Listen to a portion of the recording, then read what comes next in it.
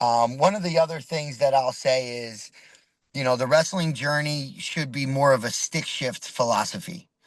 You have a fast car, you can't go from first gear to fifth and expect your transmission not to fall out of the bottom. Now, what I was super aware of when we were growing up was the burnout, if you will. The kid whose parents had their foot on the gas and you knew that the kid wasn't into it. If the kid's driving the boat and he's got his foot on the gas, that's incredible. But I think parents need a few things. Number one, they need their own internal growth.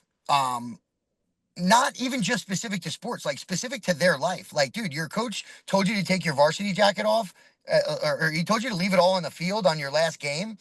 Leave it all in the field. It's not your kid's fault that you have so much unfinished business, dude. Like, take your varsity jacket off and get back, be a dad, you know? So many of the combos are like, don't talk about wrestling on the way home. Don't talk about wrestling on the way there. Don't sit there and watch the kid in the quarterfinals that your kid's about to wrestle in the semis and expect him not to get in his own head. But I think just having that awareness of your kid, what's working, what's not working, but really stick shifting.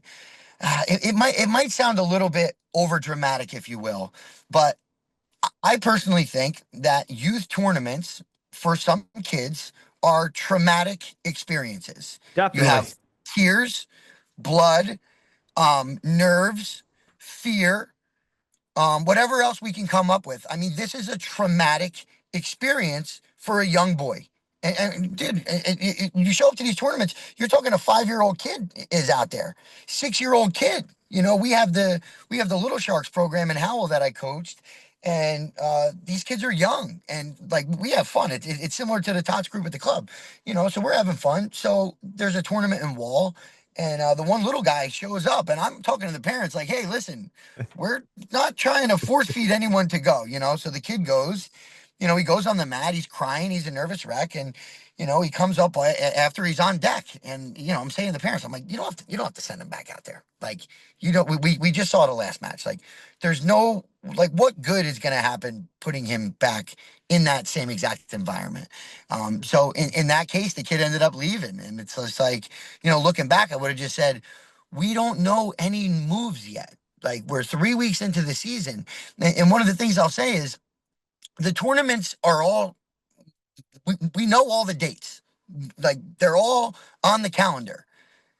They're going to go on whether your son goes there or not. Does your son need the tournament? Do Right. you think he needs the tournament? Do you need the tournament? You Does the know, kid does the kid even want to go to the tournament? does he want to go? Exactly. And if he's in that traumatic experience on a Saturday morning, we have to be aware of what just went on Sunday, Monday. Are we going to put him? Are we going to put him in rec practice Monday, and then right to rec and the club on Monday?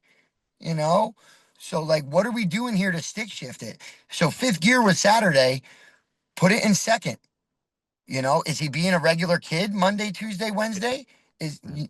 So just all types of stuff like that makes it exciting for me. I'm a wrestling dad now, Yeah. and I was, my son's first ever match.